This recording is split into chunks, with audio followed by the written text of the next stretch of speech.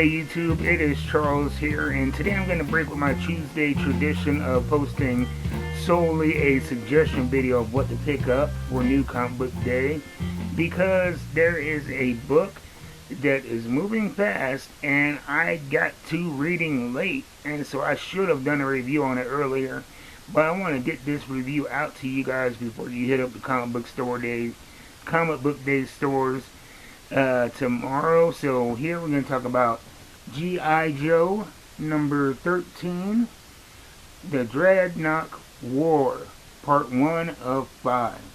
A couple things I noticed is that this showed up last week and number 2 is coming out next week.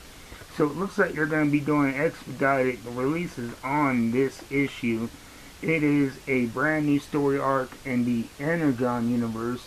And what that is, it's different than the G.I. Joe Real American Hero run, which has been going through multiple companies, from Marvel to, I believe, maybe IDW, and now with Image Skybound. But this is the brand new Image universe, G.I. Joe Energon, which includes not only G.I. Joe, but Void Rivals and Transformers. And you have such novelties as Baroness being part of the G.I. Joes, which was real intriguing. You have other characters who had died in the Real American Hero run, but they actually appear in this one. I actually did a review of number 12, which featured a character that I was not familiar with, Jodie Shooter Craig. I didn't know if Jodie Craig was a brand new character for the Energon universe, or a character that was already in continuity.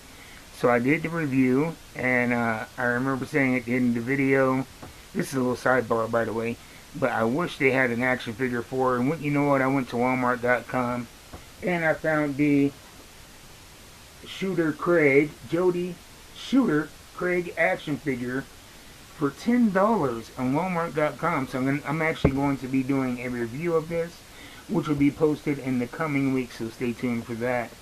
But yeah, it's a very, it's different than the regular read. You can still get in on the ground floor of this particular read. It started out not with this G.I. Joe series, but with short run comics, starting off with Duke, which focused on Duke and dealing with the trauma of losing a friend to a Transformer.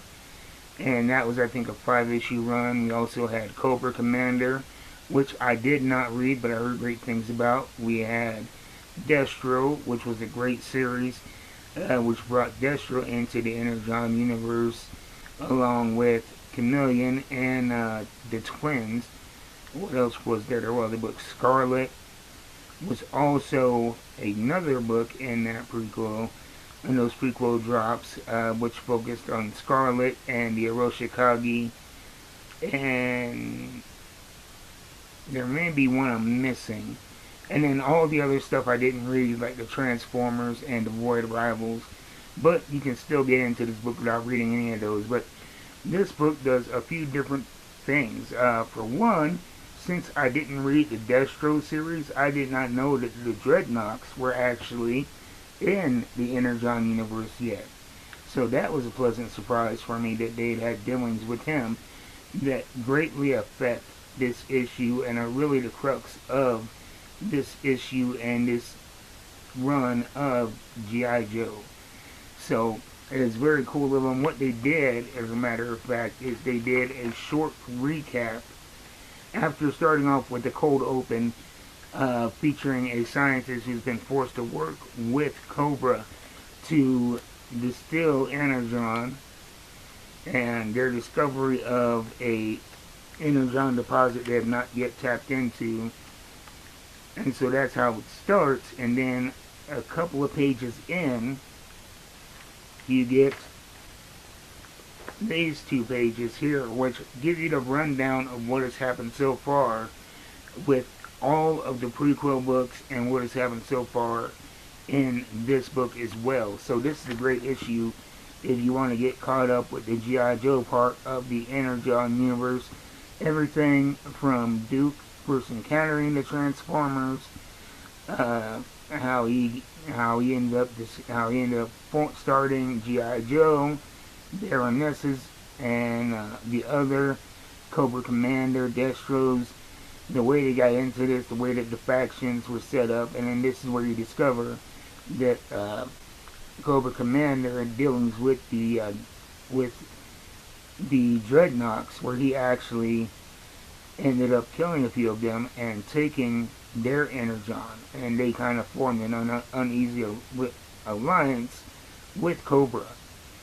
And so there's a lot of information that is brought to you in a very fun way that catches you up completely on this run of G.I. Joe, and you have multiple threads kind of spinning. You have the distrust between Destro and Cobra Commander, and you know that takes a big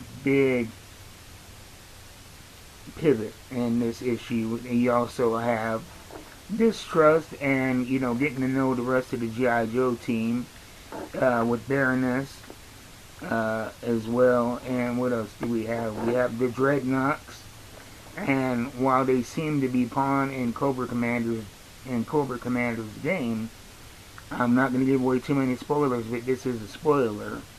They end up turning on Cobra Commander and isolating him and Duke, forcing Cobra Commander and Duke to form a temporary alliance just to survive the Dreadnoks.